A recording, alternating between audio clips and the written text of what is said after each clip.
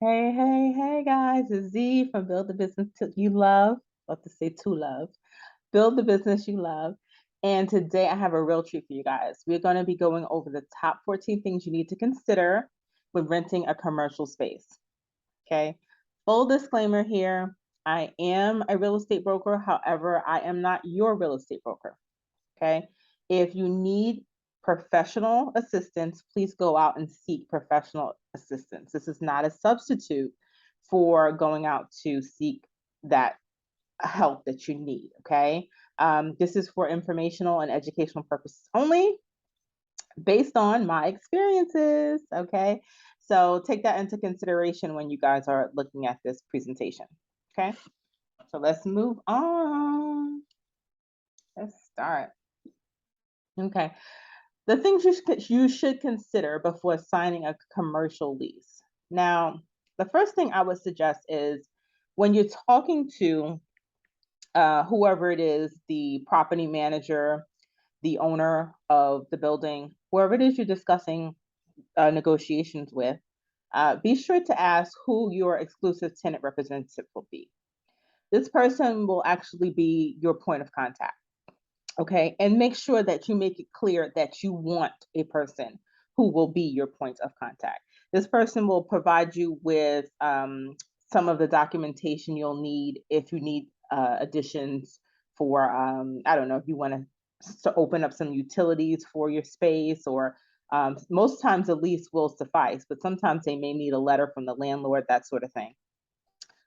So make sure that you have an idea, contact information, phone number, email of this person who will be your point of contact. It's really important because also if something goes wrong, who do you call, right? So that stuff may be in a lease, it may not be in a lease, but for the most part, you would want to know offhand who that person will be. Okay. Who to contact if something happens, if it's bank owned. If the property is bank owned and they're leasing out the property, and it's bank owned, who is your point of contact person? Because I could let you know right now, if it is a bank owned property and they're leasing it out, you're going to go down a whole rabbit hole trying to seek out the person that you need to talk to if something goes wrong, or if you have any questions, or if you need something. So make sure, same situation, even if the rental space is bank owned, you know who to contact. Okay. I would even suggest in that situation to have a secondary contact as well. Okay. Um, take the emotions out of it, guys. Like I see so many people because I used to own several event spaces. Now I actually teach people how to open event spaces and assist with their business and their business structure. And people get so attached. They're like, they go see a place, they fall in love, honey. Like it's full love. It's not even it's like full love, okay? Real love, like Mary J. Blige. So make sure you take the emotions out of it, because if it falls through, you're going to be heartbroken. And I think a lot of times that's why a lot of people kind of give up or take a break when you really need to keep pushing and need to keep going. You know, it could be devastating when you lose out on a place. And it's just like, "Oh, I had that in mind. I had the whole vision out. I had it planned out in my head." Just kind of make sure you take the emotions out of it. It's business. That's it. It's business. Okay. It's not personal. It's business. Keep that in your head when you go in to look at a place. The location. Keep in mind, all of the things that you need to consider as far as location. So depending on what type of business it is, especially if you have people, you need people to come in to interact with you and to make that sale. So consider things like demographic, traffic, delivery. Are you going to have your deliveries come directly into the building, into the warehouse, whatever it is? Is it a busy street? Do you have other large vehicles around? Is it difficult getting around? Is it like a small area and you may need a large truck to come in, on a weekly, monthly, bi-weekly basis? Consider all of that stuff, make it make sense for you. Visibility as far as walking for walking traffic. So you want people to actually see you. I have that listed later on as well, but you want people to actually see who you are, where you are. If there's walking traffic, for example, in New York, you know, most people are walking. You're going to see a lot of people on the sidewalk. Whereas, other places, it's like a driving. You want people to see you when they're driving. So that's something to consider also. Um, you want to also consider creating or developing a lease checklist. So all of the things that you can think of going into that meeting, make sure that you have things in your head, things written down that you want to discuss with the particular building owner or with the property management team. Ensure that all of your questions have been answered and addressed, all of your concerns have been answered and addressed. And oftentimes, that meeting will create additional questions. So the last thing you want to happen is you having the questions that you had beforehand that weren't answered, and now you have additional questions and you feel overwhelmed. So it kind of takes out let me move this here. It kind of takes out the overwhelmingness of it. You get to have too much on your shoulders. The competition. You need to realize that competition exists, right? And you need to ask your landlord what that looks like and if they could put that in the lease, some sort of competitive um, addendum or some sort of acknowledgement that you don't want any competition coming within the complex, within the building. If it's multiple buildings, you want that to be put in there. And also look out for competition in the neighborhood that you have just there already, right? If you're opening up a restaurant and you have direct competition um, across the street, the landlord can't do anything about that. You have you're trying to open up a Caribbean style restaurant and it's a Caribbean style restaurant across the street. Now, what are you going to do? Sometimes it helps because, you can obviously bring more of that population into that area because you're bringing it, somebody else is bringing people, somebody else is bringing people. So sometimes it does help, but you have to decide what's best for you.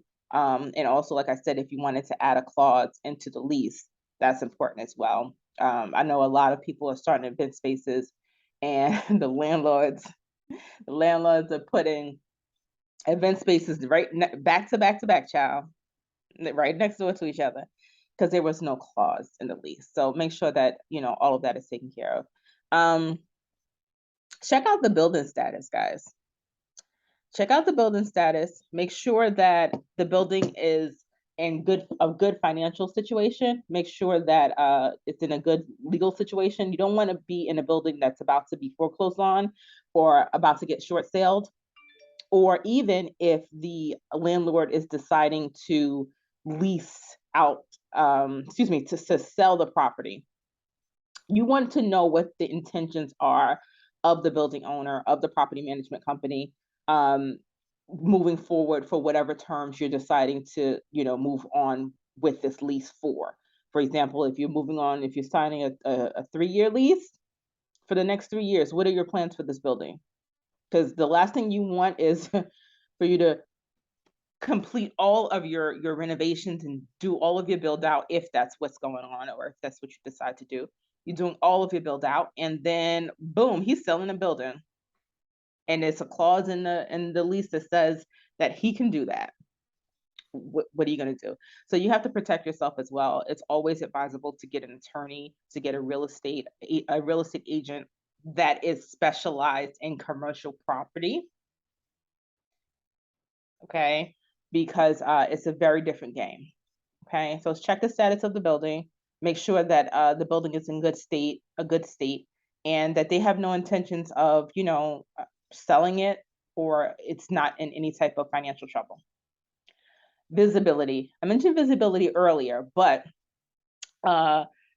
you need also to have a clause in your lease, or should have a clause in your lease that states that, you can't be moved should something else happen. Sometimes landlords, what they like to do is they'll get a big time tenant like I don't know, a McDonald's, let's say, for example, and they'll want you to move, right? And it'll change your visibility. You'll say, well, before I was there and everybody was able to walk around and see me or drive around and see my business, and now I've moved And because, it was in the lease that I had to move if he asked me to move. Um, and now no one can see. No one can see that I'm even here. And something else to consider with visibility is, if you have a sign up, could they put up another sign that may block your sign? Okay. So those are things that you may consider when you are signing your lease, or things that should be possibly in your checklist to for your ask your property manager, or your landlord, future landlord. Infrastructure, the inside. So depending on the type of business you have, you may need certain things. You may need, I don't know, you may need to have a certain Wi-Fi. You may need to have a certain type of, what do you call it? 1080, or what's the next type of electrical line that runs through, so that to enable you to do what you need to do. You may need to have certain plumbing because you're doing hair. You may need to have certain lines for gas because you're building out a restaurant. Whatever it is, you need to get those clauses in the lease to make sure that the landlord agrees, okay, to you doing that. Because people say all the time, they'll sign a lease and they'll say, oh, I can't even get this, or I can't even get that, or I can't do this.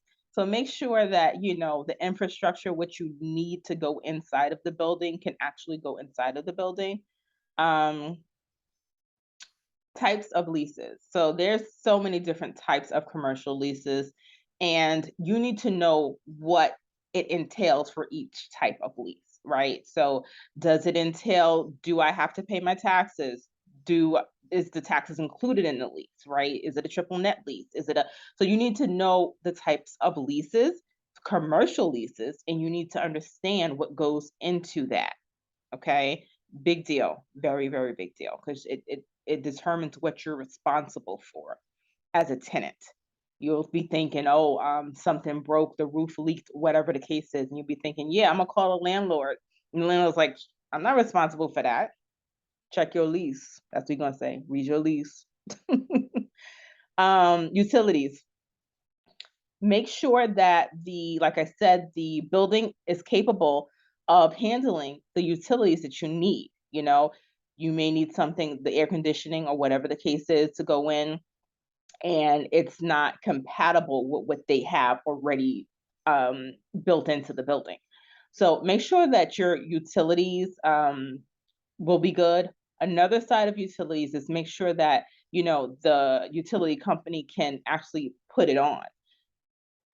Oftentimes, they take the meter out from a previous tenant, so you'll have to pay for the meter to be reconnected. You'll have to pay for, maybe you have to have an architect, or the gas company or the electric company to come out in order for them to put in the meter. They have to be approved, and you have to go through the buildings department. You just never know.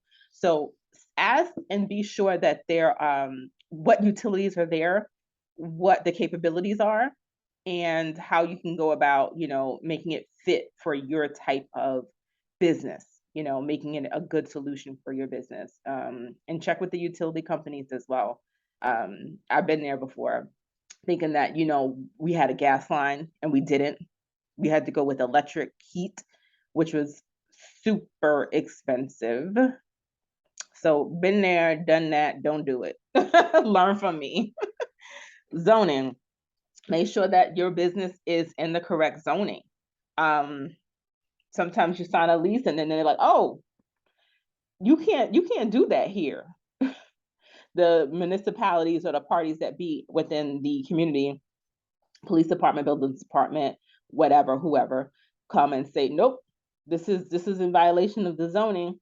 So make sure that the premises is zoned for you to do what you need to do for your business. Okay. Because sometimes you learn the hard way, and then you've already done the built out, or in the process of doing the build out, and you've given your money. They're not giving that money back. Nope. And then you still might be responsible for the terms of the lease for the time that you're still on the lease. So make sure that everything is in place. Also, permits. Make sure you have your permits, your C of O, all of that good stuff, because you could literally rent a place, not be able to get the permits that you need based on the location, and that's it. Like you can't do your business because you're not permitted to do the business in the area, same as the zoning, or because of the building, or whatever the case is. Whatever the case is, be sure that the landlord signs off on it in the contract, that there's some sort of stipulation in the contract, in the lease, that says that they will agree, because many times it's a little line when you're trying to sign for a permit that the landlord has to sign. Okay, the landlord. So he has to agree to that. For example, liquor licenses.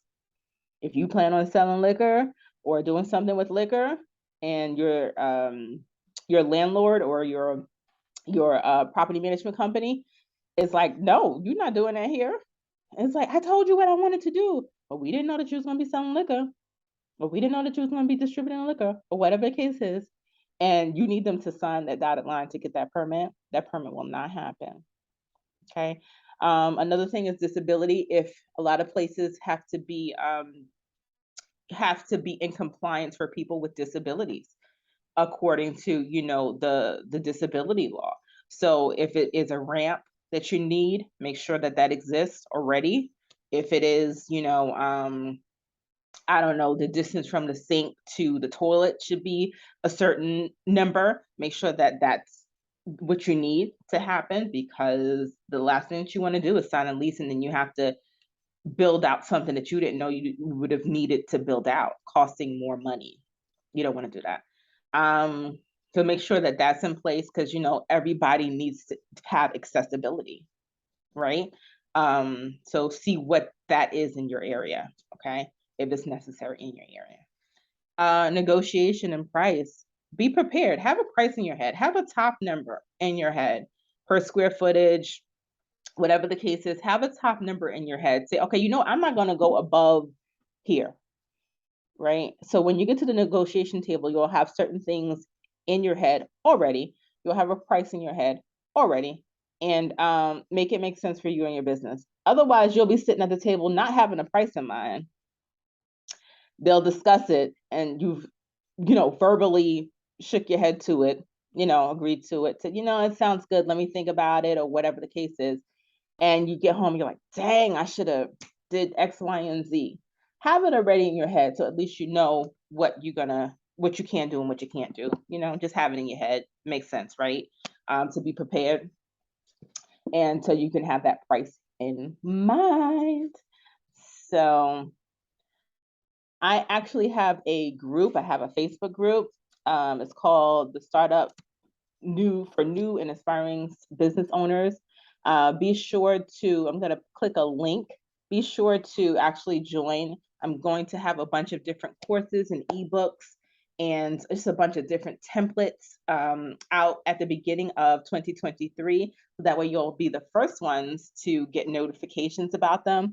Where I'll be teaching things about new business startup. I'll be teaching things about, trademarking and everything. And, it's a good place to start for a new business. And of course, don't forget to like and subscribe. And thank you so much for watching. And I'm out.